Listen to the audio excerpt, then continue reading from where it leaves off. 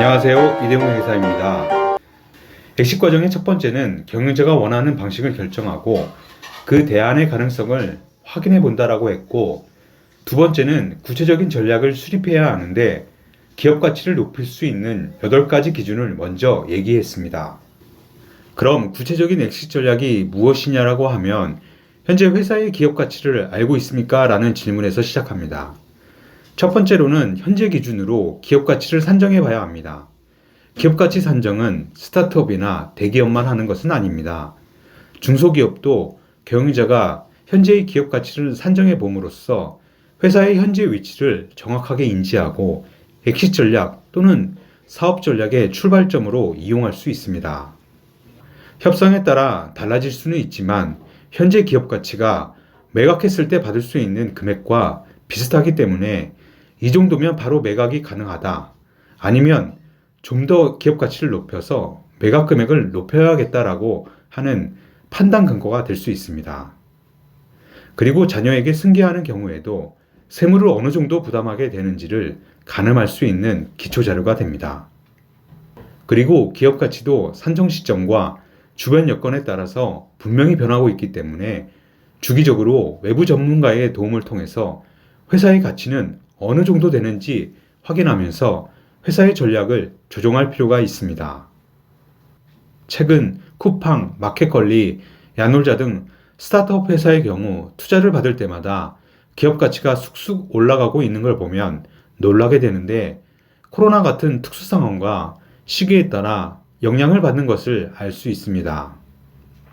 기업 가치를 산정하는 방식은 세법 기준이 되는 상승세법에 따른 방법, 영업현금 흐름에 기초한 방법, 영업이익에 기초로 한 방법 등을 주로 사용합니다. 이를 바탕으로 기업 가치를 산정해서 현재 위치를 확인하고 엑시트 전략을 수립하기 위한 기초 자료로 사용하게 됩니다.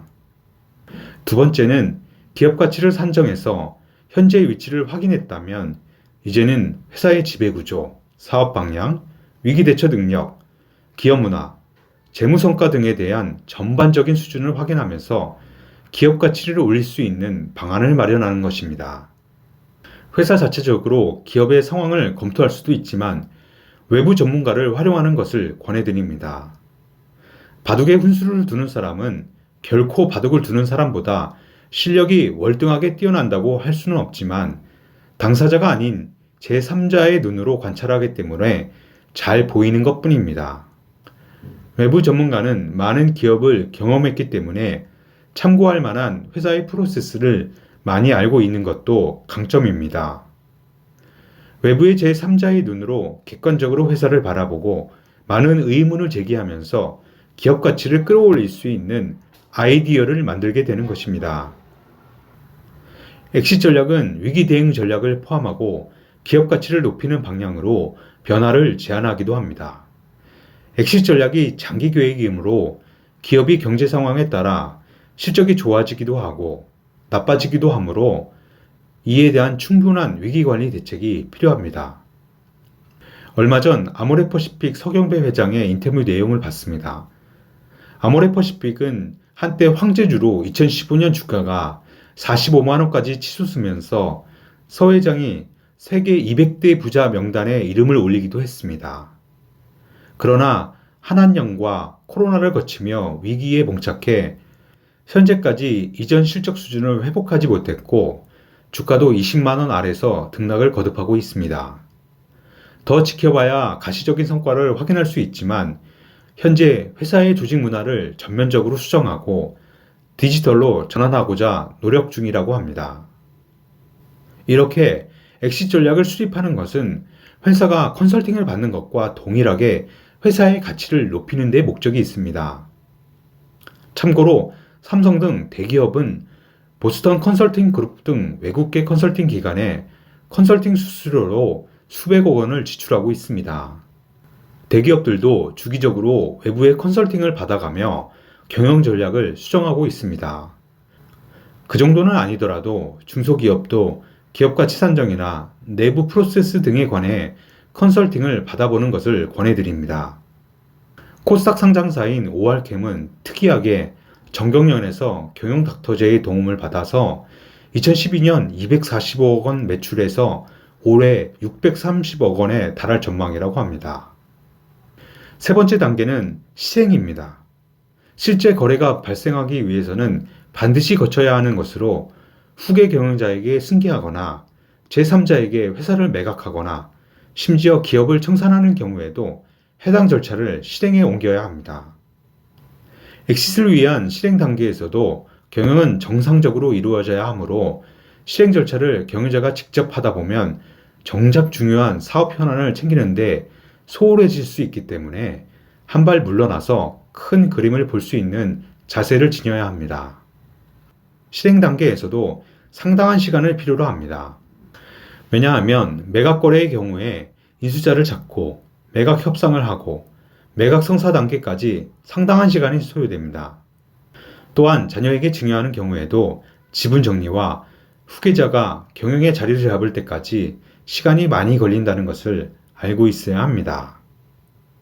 네 번째 단계는 전환 단계로 엑싯 전략에 따라 매각 계약이 체결되는 때를 시작으로 해서 경영자가 엑싯 이후에 새로운 삶을 시작할 때까지가 최종 단계입니다.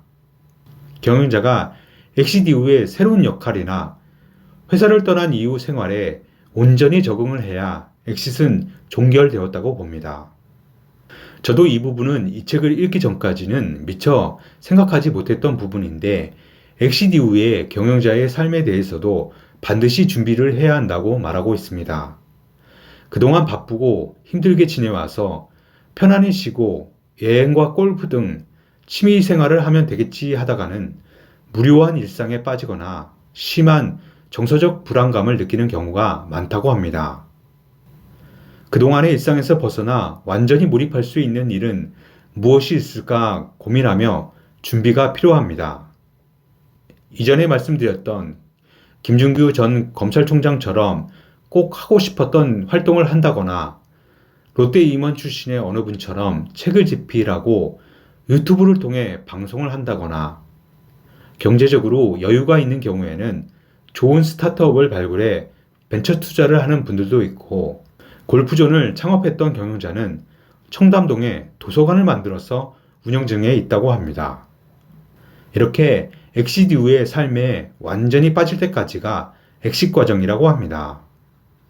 마지막으로 요약하자면 모든 경영자는 반드시 엑싯 준비를 해야 합니다. 그 시작은 경영자가 원하는 엑싯 방법과 결과를 찾고 회사의 현 상황을 검토해야 합니다. 그리고 엑싯 결과를 달성할 수 있는 전략을 세워 기업 가치를 높이고 매각 절차를 진행하거나 후계자를 선택하는 방법 등으로 엑싯 전략을 실행하는 것입니다. 최종적으로 경영자 본인에게 가장 중요한 엑싯 이후의 삶까지 전략적으로 설계를 해야 한다는 것이 이 책의 전반적인 내용입니다. 지금까지 책의 내용과 제가 느꼈던 점을 얘기했는데 중구난방으로 내용을 전달한 것 같아 잘 이해했는지 모르겠습니다. 더욱 상세한 내용은 이 책을 한번 읽어보시고 본인의 기업과 미래에 대해 한번 설계해 보는 것을 추천드립니다. 그리고 혹시나 이런 엑싯 과정을 경험을 통해서 엑싯을 준비하는 경영자에게 조언을 해줄 분이 있다면 댓글로 남겨주시면 이를 공유할 수 있는 방법을 생각해 보겠습니다. 고맙습니다.